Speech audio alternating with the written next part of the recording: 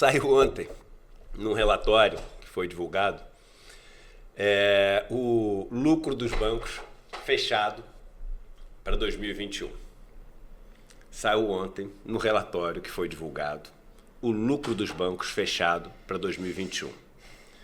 O lucro dos bancos aumentou 48% em relação ao resultado de 2020.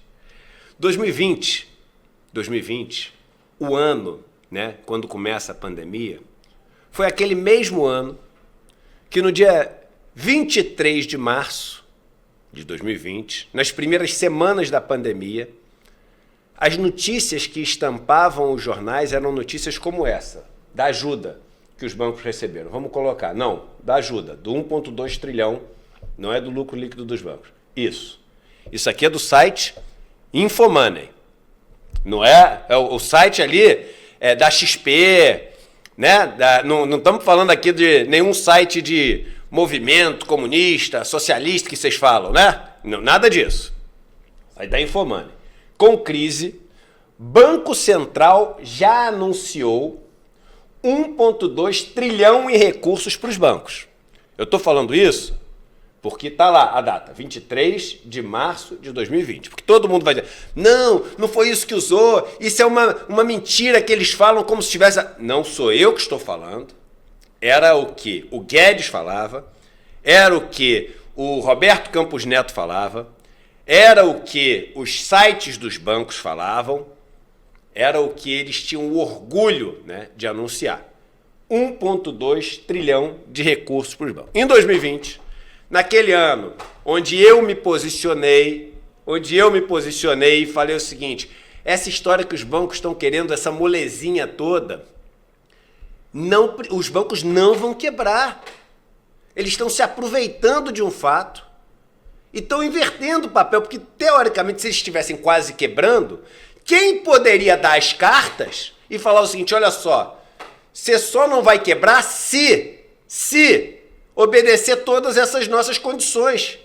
Ali o Estado teve a condição, a única chance, talvez numa geração, talvez em um século, a única chance de chegar e falar o seguinte, olha, vocês só vão ter ajuda se botarem um limite no quanto vocês podem cobrar de juros aqui, se vocês tiverem uma obrigação, né, de fazer uma repartição dos seus lucros com seus funcionários, colaboradores, se vocês tiverem que pagar mais impostos em cima dos seus resultados, para tentar, assim, equalizar um pouco o jogo, para tentar tornar o jogo um pouco menos cruel para a população brasileira que passa fome enquanto os bancos não param de lucrar.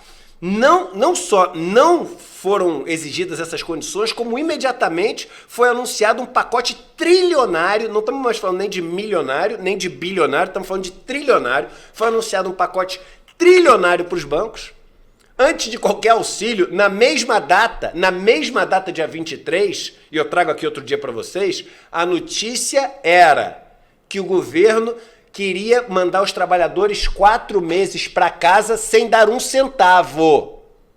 Não era R$200, não era nem 400, nem 600, era zero. Na 23 de março de 2020. Eu tenho a notícia. E mostro para vocês depois. Eu tenho a notícia. Então vamos lá.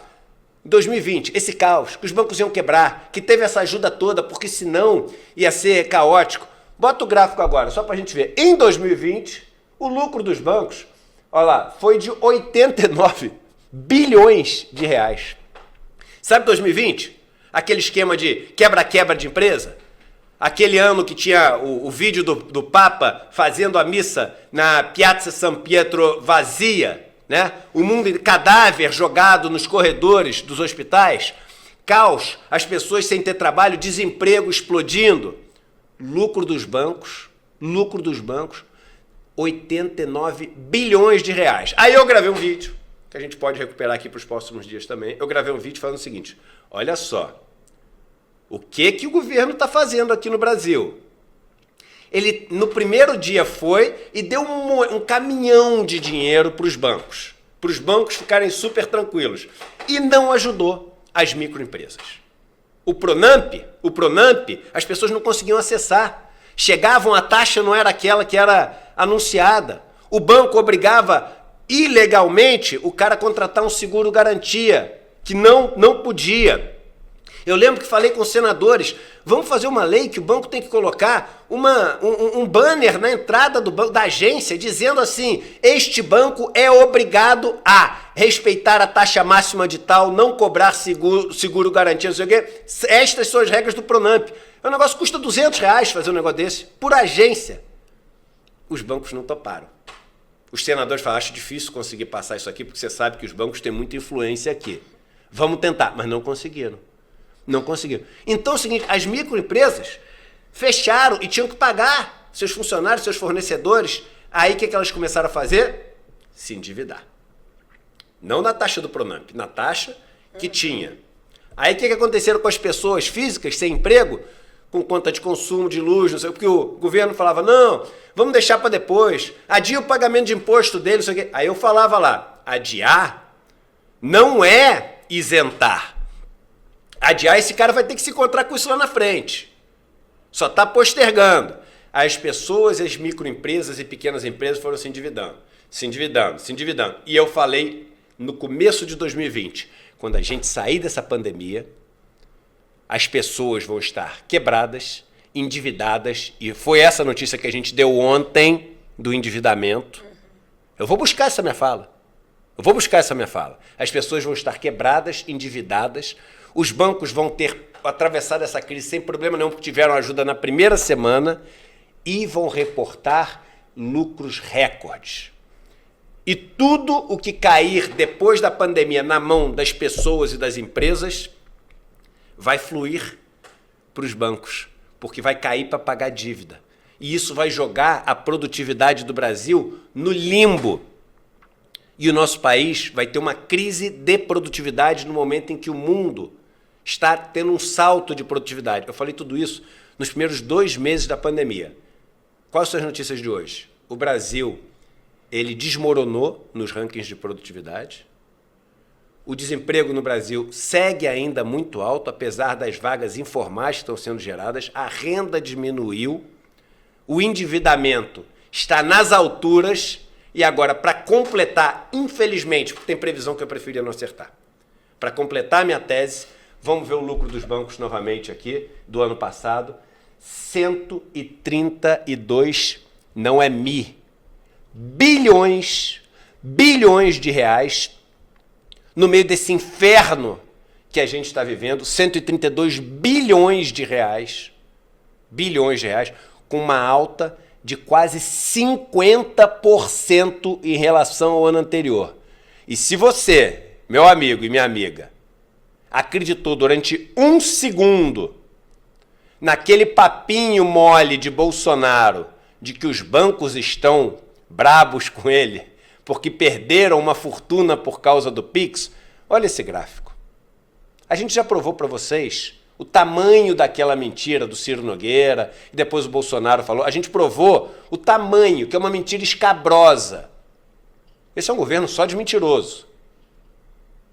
Esse é um governo só de mentiroso e mentirosas. Tem menos mentirosa do que mentiroso, porque tem muito menos mulher do que homem nesse governo. Mas é um governo de mentirosos. Agora, olha para esse gráfico. Olha o lucro dos bancos. Olha o lucro dos bancos no governo Bolsonaro. Na pandemia, é até legal vocês olharem, porque na pandemia, no caos da pandemia, quando os bancos receberam essa ajuda trilionária, quando todo mundo fechou as portas, o lucro, 89 bilhões, foi acima do maior lucro que já tinha existido antes dos anos de Bolsonaro. Olha lá, 89, antes dos anos de Bolsonaro é o quê? 84, 67, 79. Então, o pior ano do governo Bolsonaro, na caos da pandemia, teria sido recorde nos anos anteriores a Bolsonaro. E esse ano, os bancos lucraram 132 bilhões de reais. Agora, o que você acha que vai acontecer quando você põe para tocar a economia um banqueiro? O que você acha que vai acontecer quando o ministro da Economia, senhor Paulo Guedes, tem 10 milhões de dólares, o seu patrimônio pessoal, num paraíso fiscal? Rimou. Paulo Guedes tem 10 milhões de dólares, seu patrimônio pessoal, num paraíso fiscal. Rimou de novo. Onde ele não paga impostos, onde ele não tem que dizer de onde veio o dinheiro e onde é que ele aplica, e onde ele se protege para alguma ruína da economia que ele mesmo comanda. Num país onde um banqueiro que tem, um banqueiro de carreira que tem o seu dinheiro em paraíso fiscal toca a economia, não podia acontecer nada diferente. E se você ainda acredita que Bolsonaro e Guedes são inimigos dos bancos, meu irmão, eu tenho vários contos de fadas para te indicar.